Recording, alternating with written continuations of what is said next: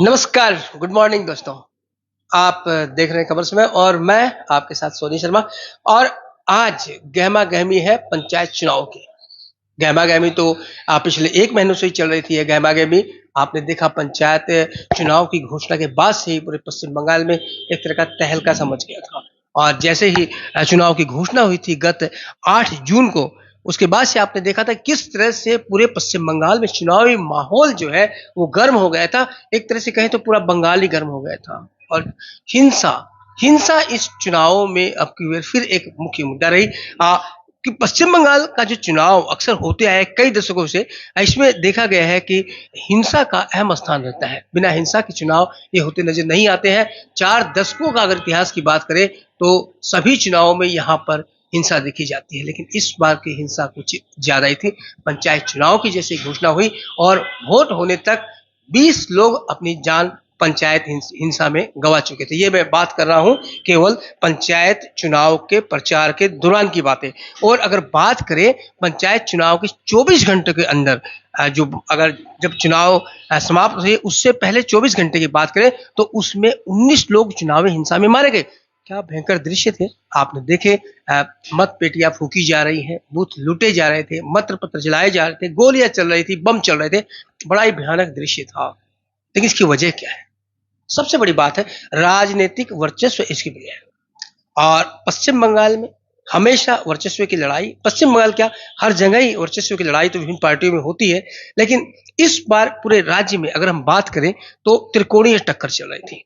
जहां तृणमूल कांग्रेस जो सत्तासीन दल है, लगातार एक दशक से ज्यादा का राज हो चुका है टीएमसी का, वो चाहती है तृणमूल कांग्रेस की उनका कब्जा बरकरार रहे, उनकी जो सत्ता पे पकड़ है वो बरकरार रहे। वहीं बीजेपी कड़ी टक्कर देती नजर आ रही थी। बीजेपी चाह रही थी कि टीएमसी को सत्ता से हटाकर वो काबिज हो जाए, क्योंकि अगर ग्रामीण क्षेत्रों में अगर आपकी पकड़ हो जाती है तो फिर ऊपर वाले जो चुनाव है विधानसभा लोकसभा, उसमें पकड़ और ज्यादा मजबूत हो जाती है। तो इसलिए सबकी यही इच्छा रहती है, जो भी राजनीतिक पार्टी है वो चाहती है कि निचले स्तर पर अपनी पकड़ को मजबूत बनाए। और उसी चक्कर में ये सारा का सारा जो वर्चस्व की लड़ाई, जिसे मैंने बताया कि टीएमसी चाहती है कि उनका दबदबा कायम रहे, भाजपा चाहते हैं कि वो सत्ता में आ जाए, और लेफ्ट और कांग्रेस की अगर बात करें तो वो पुनः अपनी जमीन तलाशने के चक्कर में थे कि उन्हें फिर से एक बार आने का मौका मिले, फिर से उन्हें जनता मौका दे। और यही कारण था कि तीनों दलों ने एड़ी चोटी का जोर लगा दिया था और संभवतः यही हिंसा का कारण बनी। हिंसा किसी एक दल के लिए अगर हम कहें तो ये गलत होगा। लगभग सारे ही दल हिंसा में लिप्त पाए गए। और सबसे बड़ी बात है, जो भी कार्यकर्ता मरे हैं वो किसी एक पार्टी के नहीं है, लगभग सभी दलों के कार्यकर्ता घायल हुए हैं, सभी दलों के कार्यकर्ता मारे गए हैं। तो ये चुनावी परिदृश्य था 8 जुलाई को जब चुनाव हुए थे, शनिवार के दिन उस समय। और 19 लोग उस दिन भी मारे गए थे।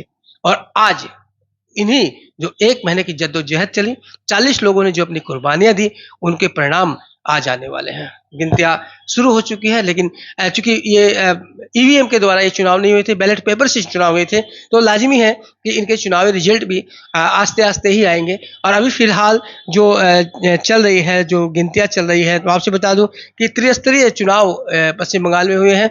और इसमें ग्राम पंचायत और पंचायत समिति और जिला परिषद, ये 3 चुनाव हुए थे। तीनों के वोट लोगों को करने थे। और ये भी आपसे बता दूं कि ग्राम पंचायत की जो कुल सीटें पश्चिम बंगाल में है वो 63,229, जो हमारे पास जानकारी प्राप्त है, जो सूत्रों से हमें जानकारी मिली उसके अनुसार बता दूं कि ग्राम पंचायत की कुल सीटें 63,229 है। और पंचायत समिति जो सीटें हैं उसकी 9,730 सीटें हैं जिन पर चुनाव हो रहा है। और जिला परिषद की 928 सीटें यहाँ पश्चिम बंगाल में है। तो ये इन्हीं सीटों के लिए लोगों ने मतदान किए थे और उनके ही परिणाम आ रहे हैं। अब देखने वाली बात ये होगी कि कहाँ लोगों को सफलता मिलती है। देखिए, बात अगर पूरे ओवरऑल बंगाल की अगर हम करते हैं तो 30 जिलों में ऐसा माना जा रहा है कि 30 जिलों में भारतीय जनता पार्टी अपना दबदबा रखती है या फिर उभरने की कोशिश कर रही है। हालांकि इतनी सफलता नहीं है, लेकिन एक उभार है। तो 30 जिले ऐसे हैं पश्चिम बंगाल के, और विशेषकर उनमें उत्तर बंगाल शामिल है, जहां पर भारतीय जनता पार्टी का दबदबा देखा जा सकता है।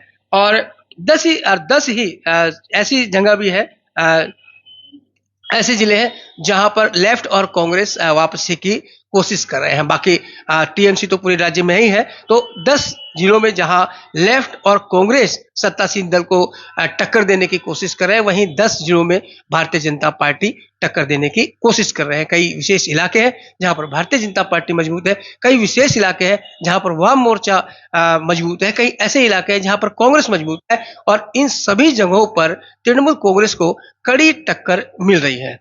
और ऐसे में जो शुरुआती बात करें तो ग्राम पंचायत के जो अभी फिलहाल जो रुझान मिल रहे हैं, उसमें अगर प्रथम दृष्टि से अगर हम देखते हैं तो तृणमूल कांग्रेस ही आगे चल रही है। और कुछ रुझान आप लोग का होगा, आप लोग की जिज्ञासा होगी कि पहाड़ पर क्या चल रहा है, पहाड़ की क्या स्थिति है, वो भी जाने, क्योंकि वहां पर भी चुनाव हो रहे हैं। तो फिलहाल पहाड़ के लेकर अभी विशेष जानकारी तो नहीं आई है, लेकिन पंचायत के जो वहां पर है, ग्राम पंचायत की जो हमारे पास कुछ जानकारी है, वो हम आपसे बता दें कि दार्जिलिंग जो क्षेत्र है वहां पर 4 ग्राम पंचायत में निर्दलीय आगे चल रहे हैं, और बीजीपीएम 3 सीटों पर आगे चल रही है, ग्राम पंचायत के बता रहा हूं मैं आपको, और बीजेपी 2 सीट पर आगे है। ये है दार्जिलिंग क्षेत्र जो है वहां की मैं बता रहा हूं आपको। और इसमें सिलीगुड़ी महकमा बाद रहेगा, क्योंकि सिलीगुड़ी महकमा को इस बार ये चुनाव पहले हो चुके हैं, हमेशा पहले हो जाते हैं, तो इसलिए सिलीगुड़ी महकमा नहीं है। बाकी दार्जिलिंग डिस्ट्रिक्ट जो है दार्जिलिंग, उसमें जो चुनाव हुए हैं उसमें जो ग्राम पंचायत की जो सीटों की हमारे पास जानकारी है, 4 सीटों पर निर्दलीय, 3 सीटों पर बीजेपीएम और 2 सीट पर बीजेपी आगे चल रही है। और कालिंपोंग में ग्राम पंचायत की जो सीट है वो 42 सीटें बताई जाती है, और जो हमारे पास अभी जानकारी है उसमें 4 पर बीजीपीएम जो है टीएमसी का सहायक दल है, वो आगे चल रहा है। तो ये जानकारी दार्जिलिंग को लेकर थी, अपडेट थी, और जैसे जैसे हमारे पास अपडेट मिलेगी हम आपको देते रहेंगे। लेकिन फिलहाल ये कह सकते हैं कि काफी रोचक ये चुनाव होने वाले हैं, काफी तगड़ी टक्कर यहाँ इस बार तृणमूल को मिलती दिख रही है। हालांकि सफलता किसे मिलती है ये कहना अभी जल्दीबाजी हुई, क्योंकि अभी शुरुआती रुझान है, बैलेट पेपर से है, इसलिए शाम तक इसके आएंगे। और सुरक्षा के प्रबंध भी यहाँ प्रशासन द्वारा प्रत्येक बूथ पर किए गए, सीसीटीवी कैमरे लगाए गए सभी जगह पर, और जो केंद्रीय वाहिनी होती है उनको तैनात किया गया, किसी प्रकार की कि कम से कम चुनाव के बाद गिनती के दौरान अप्रिय घटना न हो, इसे लेकर। और साथ ही टीएमसी के जो वरिष्ठ नेतागण हैं उन्होंने भी कार्यकर्ताओं से कहा है कि वो ज्यादा उत्साह न बनाए और एक सीमित सीमा में ही रहकर उत्साह मनाया जाए, ऐसा भी निर्देश जारी किया गया है। तो अब देखना यही होगा कि शाम तक क्या रिजल्ट आता है, क्या टीएमसी का जो वर्चस्व है, जो दबदबा है, जो एक लोगों के प्रति विश्वास है, वो कायम रह जाता है, या फिर और जो विपक्ष है, चाहे हम भारतीय जनता पार्टी के या लेफ्ट के, उसे कितनी सफलता मिलती है, या फिर वो कितने आगे बढ़े हैं इस चुनाव में, ये देखने वाली बात होगी। लगातार हम खबर समय के माध्यम से नजर रखे हुए हैं, जैसे ही हमारे पास ताजा तरीन अपडेट आएगी, जैसे कोई बड़ी अपडेट आएगी, क्योंकि अभी तक आपसे बता देता हूं कि पंचायत समिति और जिला परिषद का एक भी रुझान अभी तक